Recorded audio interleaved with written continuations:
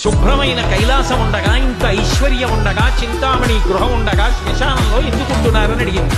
అడిగితే ఆయన చెప్పాడు, పార్వతి బతికున్న నాళ్ళు అన్ని చోట్లకి వెడతారు, ఏమీ తోచట్లేదు, శ్మశానానికి వెళ్ళొద్దామని ఎవరు రారు పార్వతి.